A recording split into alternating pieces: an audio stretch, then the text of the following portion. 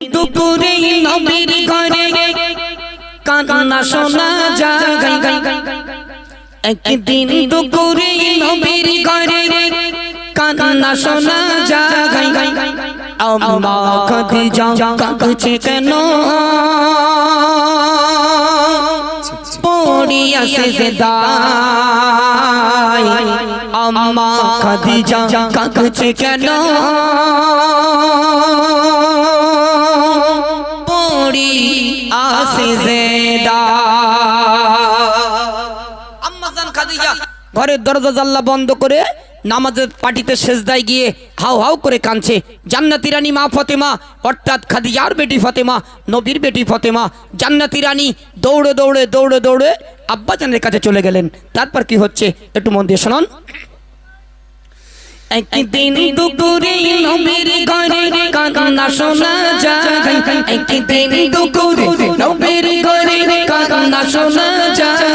আম্মা খাদিজা কাঁদছে কেন পড়িয়া সিজদায়। আম্মা খাদিজা কাঁদছে কেন পড়িয়া সিজদায়। একদিন দুপুরে নবীর ঘরে কান্না শোনা যায়। একদিন দুপুরে নবীর ঘরে কান্না শোনা যায়।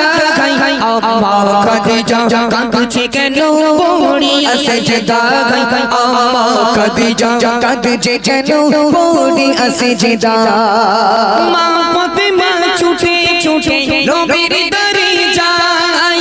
গিয়ে মায়ের দুঃখের কথা নবীকে শোনায়।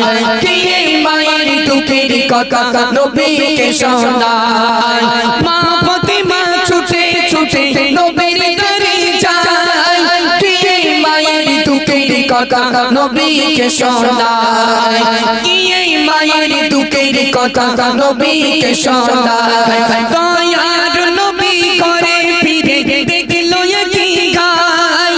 দরজা জানালা বন্ধ শুধু কান্না শোনা যায়। দরজা জানালা বন্ধ শুধু কান্না শোনা যায়। দয়ার নবী ভেবে পাই কি কারণে গায়। দয়ার নবী ভেবে না পাই কি কারণে গায়। আম্মা খাদিজা কাঁদছে কেন পড়িয়া সিজদায়। আম্মা খাদিজা কাঁদছে কেন পড়িয়া সিজদায়। একদিন দুপুরে নবীর ঘরে কান্না শোনা যায়। একদিন দুপুরে নবীর ঘরে কান্না শোনা যায়। আম্মা খাদিজা কাঁদছে কেন পড়িয়া সিজদায়। আম্মা খাদিজা কাঁদছে কেন পড়িয়া সিজদায়। মায়েরা মন দিয়ে শুনবেন। জান্নাতি রানী মা ফাতেমা আর নবী বাপ আর মেয়ে দুজনা দৌড়ে দৌড়ে দৌড়ে দৌড়ে আম্মাজান খাদিজার দরওয়াজার কাছে চলে গেল। দয়ার নবী দরওয়াজায় নক করলেন, ও বিবি খাদিজা কি হয়েছে বলো, সেজদা থেকে মাথা তোলো। আম্মাজান খাদিজা ঘরের দরওয়াজা খুলে দিলেন। দেওয়ার পরে আম্মাজান খাদিজা কাঁদছেন আর বলছেন, ইয়া রাসূলুল্লাহ, ইয়া হাবিবাল্লাহ হুজুর, দুনিয়ার জমিনে আমি শাড়ির জন্য কাঁদি না, গহনার জন্য কাঁদি না। আমি আম্মাজান খাদিজা আমার তিনটে দাবি রয়েছে। মায়েরা মন দিয়ে শুনবে। আম্মাজান খাদিজা দয়ার নবীর কাছে একদম অরিজিনাল তিনটে দাবি তিনি কি রেখেছিল একটু মন দিয়ে শুনুন। প্রথম শর্ত হলো আমি মরিব যখন তোমারই গায়ের জামা হবে আমার কাফন। তোমারই গায়ের জামা হবে আমার কাফন। প্রথম শর্ত হলো আমি মরিব যখন তোমারই গায়ের জামা হবে আমার কাফন। তোমারই গায়ের জামা হবে আমার কাফন। মুনকার নেকির আসবে যখন আমার কবরে, মুনকার নেকির আসবে যখন আমার কবরে, সেই সময় তুমি থাকবে আমার কবরের পাশে। সেই সময় তুমি থাকবে আমার কবরের পাশে। একদিন দুপুরে নবীর ঘরে কান্না শোনা যায়। একদিন দুপুরে নবীর ঘরে কান্না শোনা যায়। আম্মা খাদিজা কাঁদছে কেন পড়িয়া সিজদায়। আম্মা খাদিজা কাঁদছে কেন পড়িয়া সিজদায়। মা খাদিজা দুনিয়া হতে নিল যে বিদায়, সব শর্ত পূরণ করলো আমার নবী দয়াময় সব শর্ত পূরণ করলো আমার নবী দয়াময় মা খাদিজা দুনিয়া হতে নিল যে বিদায় সব শর্ত পূরণ করলো আমার নবী দয়াময় সব শর্ত পূরণ করলো আমার নবী দয়াময় কবর মাঝে মুনকার নেবে সওয়াল জবাব চাই ওই আরশ থেকে আল্লাহ তাআলা জবাব দিয়ে দেয় ওই আরশ থেকে আল্লাহ তাআলা জবাব দিয়ে দেয় সাইফুদ্দিন মিলি করো সেই কবরের ভয় সাইফুদ্দিন মিলি করো সেই কবরের ভয় সেই কবর মাঝে আমল ছাড়া কোনো উপায় নাই সেই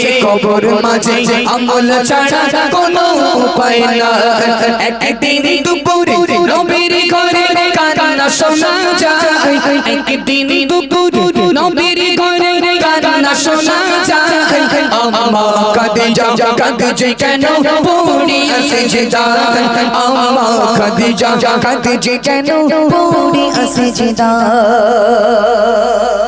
মায়েরা মন দিয়ে শুনবে আম্মাজান খাদিজা দয়ার নবীর কাছে তিনটে দাবি রেখেছিল ফার্স্ট দাবি ইয়া রাসূলুল্লাহ ইয়া হাবিবাল্লাহ হুজুর আমি আম্মাজান খাদিজা দুনিয়া ছেড়ে যখন বিদায় নিয়ে চলে যাব কোন দোকানের কাপড় কিনে আমি আম্মাজান খাদিজা আমার কাফনের কাপড়টা করবেন না ইয়া রাসূলুল্লাহ ইয়া হাবিবাল্লাহ হুজুর আপনার জুব্বা মোবারক দিয়ে আপনার পাকড়ি মোবারক দিয়ে আমি আম্মাজান খাদিজা আমার কাফনের কাপড়টা তৈরি করবে একবার জোরে বলুন না মানে সুবহানাল্লাহ একটু জোরে বলুন না সুবহানাল্লাহ মায়েরা শুনুন ফার্স্ট দাবি হয়ে গেল দ্বিতীয় দাবি কি রেখেছিল ও আমার দয়ার নবী প্রাণের নবী মায়ার নবী রহমাতুল আলামিন আমার প্রাণের স্বামী দ্বিতীয় দাবি হলো সবাই যখন কবরস্থ করে চলে যাবে ও নবী তুমি যেও না আমার কবরের পাশে চুপটি করে বসে থাকবে দ্বিতীয় দাবি তৃতীয় দাবি আমার আল্লাহ পাক আল্লাহ তাআলা সঙ্গে সঙ্গে জিবরিল আমিনকে পাঠিয়ে দিলেন ও জিবরিল যাও আমার হাবিব আমার বন্ধুর কানে কানে গিয়ে বলে দাও তাড়াতাড়ি করে বাড়িতে চলে যেতে বলো আম্মাজান খাদিজার কবরে মুনকার নেকির সওয়ালের জবাব আমি আল্লাহ পাক আল্লাহ তাআলা আরশে আজিম থেকে দিয়ে দেবো একবার জোরে বলুন না সুবহানাল্লাহ একটু জোরে বলো মায়েরা শুনুন আম্মাজান খাদিজার কবরে মুনকার নেকির সওয়ালের জবাব আল্লাহ পাক আল্লাহ তাআলা আরশে আজিম থেকে দিয়ে দিল আমাদের গিন্নিগুলো যখন মারা যাবে আমাদের গিন্নিগুলোর কবরে মুনকার নেকির সওয়ালের জবাব আল্লাহ দেবে বলে মনে হয় মায়েরা কথা বল না হ্যাঁ মায়েরা একটু স্টপ দেখুন আমি একটা কথা বলি এ হচ্ছে গোড়ার গন্ডগোল মায়েরা শুনুন মন দিয়ে এটা গোড়ার গন্ডগোল কেন বলুন তো আদমকে হাওয়াকে যখন জান্নাতের ভিতরে দিল মন দিয়ে শোনো আদমকে হাওয়াকে যখন জান্নাতের ভিতরে দিল আল্লাহ পাক নিষেধ করলেন ও আদম ও হাওয়া শোনো জান্নাতের ভিতরে সব ফল খাবে গন্ধম ফল যেন খেও না গন্ধম ফল যেন খেও না হাওয়া তো একটা খেয়েছে খাওয়ার পরে আদমের জন্য একটা নিয়ে এসছে বলছে এই দেখো তুমি আমার 10টা 5টা একটা মাত্র স্বামী নাও তুমি একটু খাও সোনা খাও খাও খাও যেই একটা গন্ধম ফল আদম এনে হাওয়ার হাতে দিয়েছে হাওয়া এনে আদমের হাতে দিয়েছে সঙ্গে সঙ্গে আদম নবী খেয়ে নিয়েছে সঙ্গে সঙ্গে আল্লাহ পাক আল্লাহ তাআলা জান্নাত থেকে বার করে দিয়েছে জান্নাত থেকে বার করে দিয়েছে একটা পাঠিয়েছে শ্রীলঙ্কায় একটা পাঠিয়েছে আফগানিস্তানে দুটোর এক জায়গায় দিলি কমসে কম গল্প করে একটু জীবনটা কাটাইতো তাও হলো না হ্যাঁ 350 বছর ধরে কেঁদে কেঁদে কেঁদে কেঁদে তারপরে আমার আল্লাহ পাক আল্লাহ তাআলা দোয়া কবুল করেছিল আর আমি মতিউর রহমান যদি বলি ও নানি ও বু ও দাদি ও খালা ও ফুবু একটু চুপ করো না এ চুপ করবো বলে মনে হয় আমি যদি 650 বছর ধরে বলি ও খালা একটু চুপ করো এরা জীবনে চুপ করবে না এ গোড়ার গন্ডগোল গোড়ার গন্ডগোল ও চুপ করবেই না তুমি যদি মাথা থেকে মরে যাও তাও চুপ করবে না হ্যাঁ এজন্য মায়েরা গজলগুলো আমরা যা বলছি প্রত্যেকটি গজল কোরআন হাদিস থেকে এজন্য মন দিয়ে শুনতে হবে মা দুনিয়ার জমিনে আসার সিরিয়াল আছে যাওয়ার কোনো সিরিয়াল নেই চলুন আর আম্মাজান খাদিজা হয়ে গেল তারপর রিকোয়েস্ট আছে